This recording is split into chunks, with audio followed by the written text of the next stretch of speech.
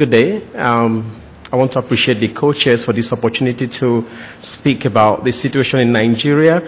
And it was an opportunity I was not going to let go this morning. And I will just highlight some of the important issues. And I think you'll be interested in knowing certain background information about my country. We have a population of about 150 million people, arguably the most populous black nation. And the other data are seen on the slide. And it's important to say this because we've started noticing certain trends in our weather.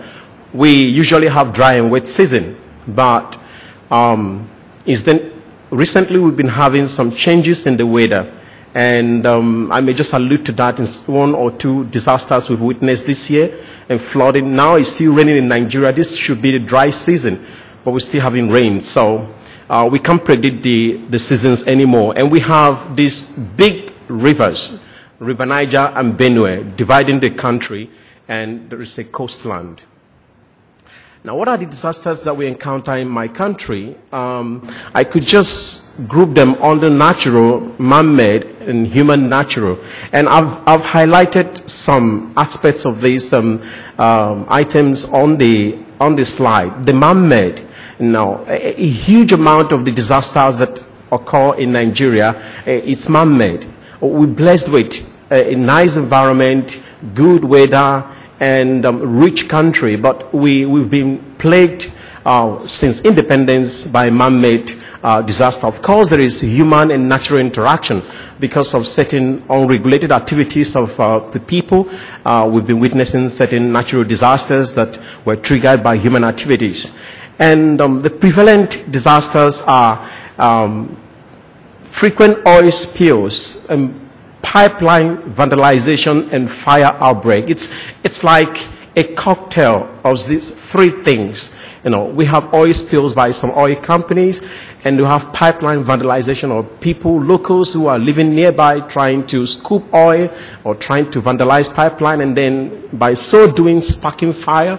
And we've had hundreds of people burnt and we have repeated incidents from year to year. And of course, we have urban industrial pollution and waste. The huge problem now is how to dispose of some of these high-tech waste in the society, and even domestic waste. And we have outbreak of cholera.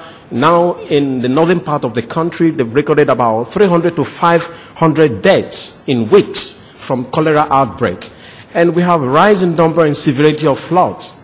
In Lagos, a whole community has been sacked by flood, and they've been relocated to a temporary place. And of course, the attendant issues of water supply, sanitation, and then cholera outbreaks. These are issues that we're experiencing right now. And of course, when the dry season comes, we have fire disasters, especially in the market places, due to poor planning most of the times, and a lack of firefighting equipment at the markets. And then we have cases of collapsed buildings. In my country, we have problem with builders and civil engineering and people making buildings without certification by local authorities. And so in Lagos, for example, about 2 years ago, we have a whole lot of tenants who were caught by bricks, and there was nothing the government could do. There were no equipment to retrieve the bodies, and some of them were crying,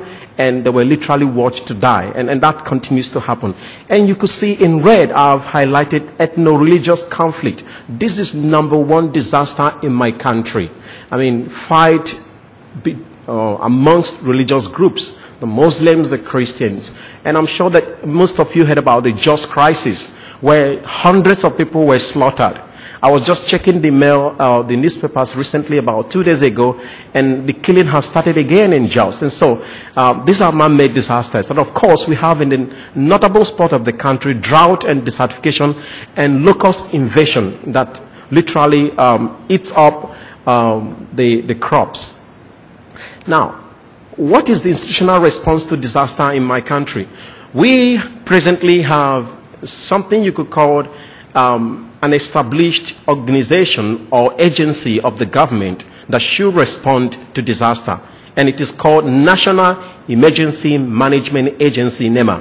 Now, this was established in 1999. Before 1999, there was a body called National Emergency Relief Agency, which was essentially distributing relief materials to victims of disaster. But I think from 1999, there was a need to form a policy and coordinate actions that will not just distribute relief, be able to retrieve, be able to prevent, and be able to coordinate a national activity. And that's similar to what the gentleman in India presented about your body. It was similar to what this NEMA is supposed to be doing. And top on the list is disaster preparedness and mitigation. And they collaborate with similar agencies at the state and local government levels, and donor agencies and voluntary organizations. The Red Cross is a big voluntary organization in my country, the local Red Cross Society, and NEMA operates with all these bodies in addressing disaster in my country. Now, what are the strengths? We have large and willing stakeholders. People are willing to help. And in fact, sometimes the willingness of people to help creates a problem. We have people just coming to help, and then the whole place breaks down in terms of coordination. And we have disaster policy and structures through various organizations. We have fantastic policy on the paper that the federal government has made. And there should be a structure, if well followed, that will be activated at every incident of disaster and to address any particular incident. But I mean, that's the strength. It's in the paper. And of course, we have agency placement under the vice president. So you could say that we have the clout, the political clout, because the vice president is the head, the overall head. So you could see our strength. But then, there lies the problems. The size of the country and our diversity. I mean, you could say that should be a plus, but it has become our Achilles heel because the country is so big and so diverse, and then you have people with different interests. So a disaster happens, people see from a political point of view, people see from a religious point of view, and the different socioeconomic and cultural diversities create a problem. Of course, poverty.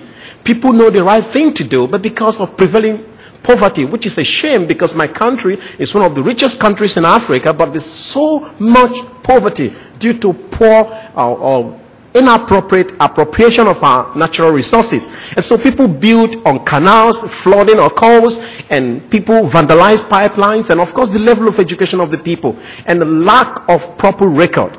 Weak coordination due to conflicts. Different organizations come and they are the federal safety, the police, the NEMA agency workers. So everybody is who is going to be the leader in this, and that creates a conflict.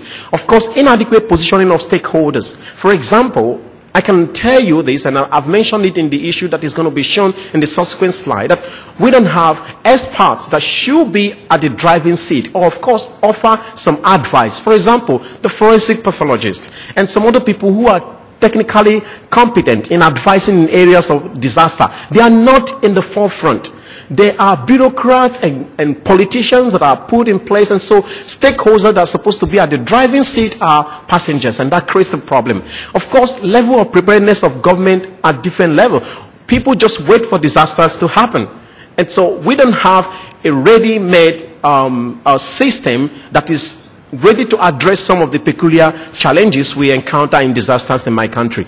Awareness and advocacy. We don't have a strong voice, a coordinated voice that will educate the people, get support from different states and local government level, and even coordinate the effort at the national level and galvanize public support towards those identified disasters that do occur from time to time, and also making government to be alive to its responsibility.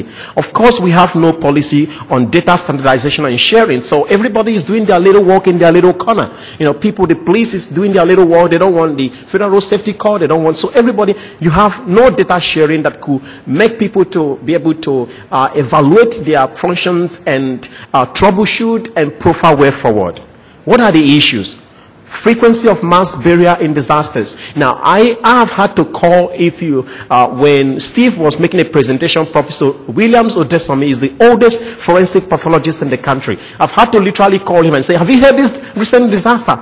Are you aware of what they're about to do? They're just about to bury about 300 people within a couple of days, because there is this myth about cholera outbreak and everything, and nobody bothers to talk about identification, and that breaks our heart because the people who are supposed to be involved in the world goal are not involved. So the politicians are doing more of politics to make sure that everybody feels comfortable and happy about the situation. Meanwhile, the primary people, the families of the victims are left. Lack of appropriate scientific input in identification of dead victims. And of course, because the people who are heading NEMA are not technically competent to be able to appropriate these well-proven techniques, whether primary or secondary identifiers. And so we have a situation whereby just after a couple of days and the corpses start decomposing, they are buried. Non-engagement of anatomical and forensic pathologists in planning and not infrequently execution stages. We are very few in my country. So this may not necessarily be a problem with NEMA, but it's a problem with the number of experts we have. Right now, we have just about 4 trained forensic pathologists in a population of 150 million people. Of course, the anatomical pathologists that are doing the work of forensic pathology, but the 4 trained ones who are certified in some means are only 4. And so you can appreciate we are far in between. Of course, we have no post-disaster evaluation and troubleshooting. Once the bodies are buried, everybody goes to sleep, and we essentially wait for the next disaster. Thank you for your kind attention, and I hope my expectation from this meeting is that through the African network, we'll be able to try to talk more to our people using the support of IMPALMS and African Network of Forensic Medicine and some other organizations that will be coming up to empower us to go back home and be able to situate disaster management in the appropriate place and help to alleviate the problems that families of victims presently face when there is disaster in the country. And we will not just be waiting for the next disaster to happen. We will prepare for the next disaster and do everything to prevent it from happening. And on the last note, I must say this. When I told my head of department about the need for us to think about a possible expansion of our mortuary, or at least put it in the planning and make available to government managers or the politicians about setting up a kind of extra mortuary for bodies. What I received was, God forbid. And so people don't want to talk about disasters, but we know disasters do happen. And I hope that our minds will be open to knowing that we are not looking for disaster, but we should prepare to face disaster and, where possible, to prevent disaster. Thank you very much.